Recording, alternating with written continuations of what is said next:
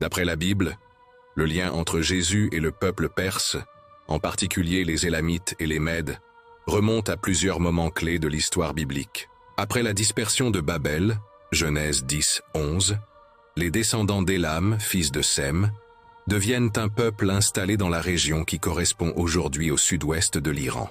Les Mèdes, eux, descendent aussi de Japheth et occupent le nord-ouest de l'Iran actuel.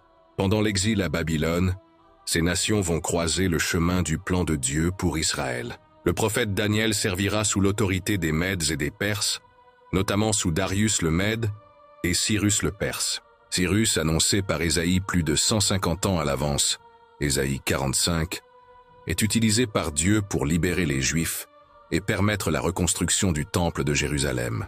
Cette bienveillance du roi perse envers le peuple de Dieu est une étape préparatoire dans l'histoire du salut. Des siècles plus tard, au jour de la Pentecôte, Acte 2, 9, des Élamites étaient présents à Jérusalem et ont entendu l'Évangile dans leur propre langue, marquant ainsi leur inclusion dans le message universel de Jésus-Christ. Cela montre que, même depuis des régions lointaines comme la Perse, Dieu avait déjà tissé des liens spirituels pour les conduire à la bonne nouvelle. En résumé, la Perse et ses peuples ne sont pas étrangers au plan divin. Ils ont été des instruments de restauration pour Israël et des témoins directs du message du Christ, démontrant que le salut offert par Jésus dépasse toutes les frontières.